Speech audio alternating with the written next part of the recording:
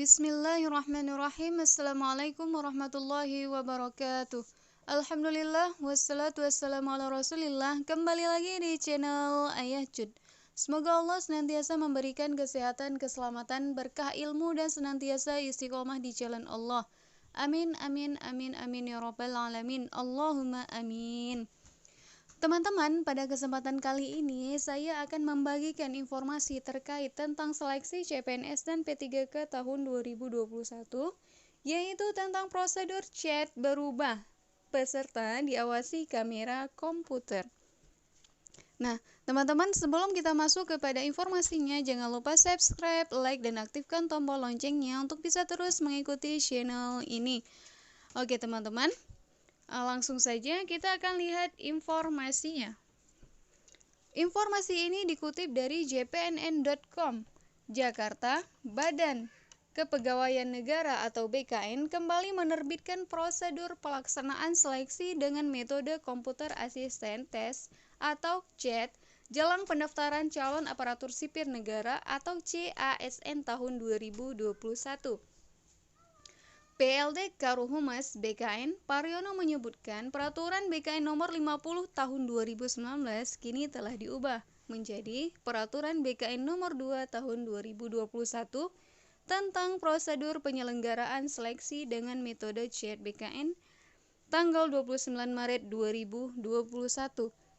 Nah, teman-teman, jadi ini prosedur ini baru saja dirubah, teman-teman ya.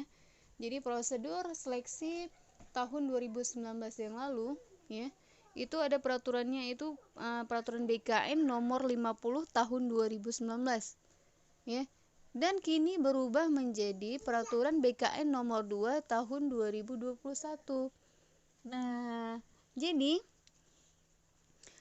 BKN, jadi tujuan dari pelaksanaan menerbitkan prosedur yang baru ini makin melihat ada kendala-kendala ya, mungkin melihat ada sesuatu yang tidak baiknya, banyak sisi negatifnya, sehingga dikeluarkanlah prosedur yang seperti ini. Nah, kita akan lihat seperti apa prosedurnya.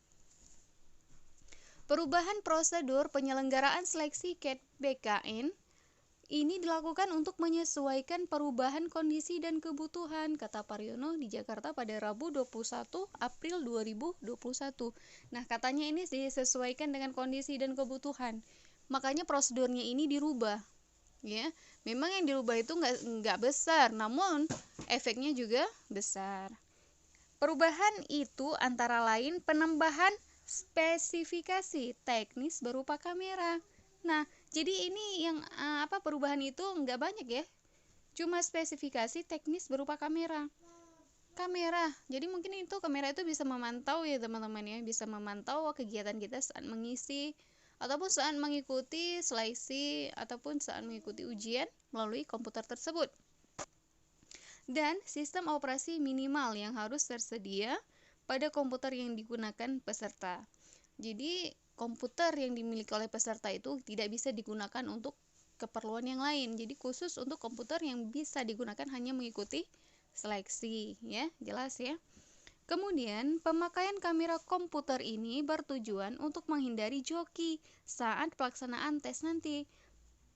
Nah, jadi kan ada nih tahun-tahun yang lalu itu banyak ya kedapatan joki. Jadi peserta yang mendaftar itu tidak mengikuti seleksi. Yang mengikuti seleksi itulah orang lain, itulah joki ya, dinamakan joki. Jadi mungkin nggak tahu bagaimana caranya bisa jadi dibayar, bisa jadi atau apa. Mungkin dia itu orang yang pintar atau seperti apa. Kemudian dia itu disuruh untuk mengikuti seleksi. Dan di tahun yang lalu ada seorang joki ya, dia itu memiliki nilai yang sangat tinggi ya, sangat tinggi dan bahkan tertinggi pada saat proses di sesi dia itu dia yang paling tinggi. Dan ternyata dia itu adalah seorang joki, anak SMA lagi. Nah, gimana coba? Ya, sungguh disayangkan kan? Gagal. Jelas gagal. Akhirnya apa? Masuk penjara. Ya, itu nggak tahu ya bagaimana keputusannya. Apakah cuman sebatas peneguran atau seperti apa, kita kurang paham ya teman-teman. Yang pasti itu diawasi sekarang teman-teman. Nah, jadi pemakaian kamera komputer itu bertujuan untuk menghindari joki saat pelaksanaan tes nanti. Prosedur seleksi CET BKN lewat peraturan BKN itu meliputi tahapan persiapan seleksi, kemudian pelaksanaan seleksi dan pelaporan seleksi. Oke, jelas ya teman-teman? Kemudian tahapan itu berlaku bagi seleksi CPNS dan calon pegawai pemerintah dengan perjanjian kerja atau P3K, seleksi sekolah kedinasan, seleksi pengembangan karir, dan seleksi selain ASN. Nah, jadi jelas ya teman-teman. Kemudian Paryono mengatakan keseluruhan prosedur persiapan berbagai seleksi itu akan melalui 3 proses, yaitu koordinasi, kemudian penarikan data peserta dan penjadwalan, dan yang terakhir penyiapan database ujian. Jadi ini kalau misalkan persiapan seleksi itu emang harus betul-betul ya. Jadi mulai dari bagaimana mengkoordinasi, kemudian data peserta, jadwal, kemudian bagaimana menyiapkan database ujian. Jadi itu teratur gitu ya. Jadi nggak beratur, mestinya harus beraturan dan teratur. Jadi jelas ya. Kemudian selain itu, pelaksanaan ujian dengan metode CET bisa dilaksanakan di BKN pusat, BKN regional, BKN UPT BKN, dan atau lokasi mandiri yang disediakan instansi penyelenggara.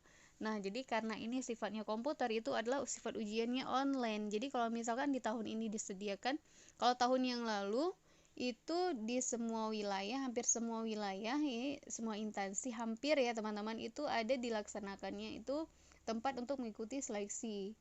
Nah, jadi kalau misalkan di tahun ini sama seperti itu, maka alhamdulillah ya memudahkan kita gitu. Mungkin apalagi juga masih ada aura-aura COVID-nya ya, walaupun sudah memudar, mungkin bisa jadi kita bisa mengikuti seleksi di mana kita tinggal, bisa memilih lokasi teman-teman. Nah, itu hal yang sangat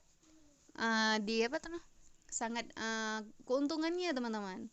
Jadi di tahun yang lalu itu pada saat SKD-nya itu memang sesuai dengan instansi ya, harus di mana yang ditentukan oleh instansi. Tapi pada saat SKB-nya itu kita boleh memilih di mana kediaman kita pada saat itu. Mau kita itu di Jakarta, di Medan, ataupun di Sulawesi sekalipun, itu kita boleh mengikuti di mana saja yang ada tempat BKN-nya. Nah, itu tahun lalu. Karena apa? Karena COVID, nggak boleh kembali. Misal kita dari Sulawesi mau kembali ke Jakarta, itu nggak boleh gitu. Karena masih COVID pada saat itu. Itu tahun yang CPNS tahun 2019 yang lalu, teman-teman. Ya, jelas ya. Kemudian, untuk tahapan persiapan sebelum pelaksanaan seleksi dilaksanakan oleh tim pelaksanaan CET BKN dengan panitia seleksi instansi untuk memastikan kelengkapan dan infrastruktur seleksi.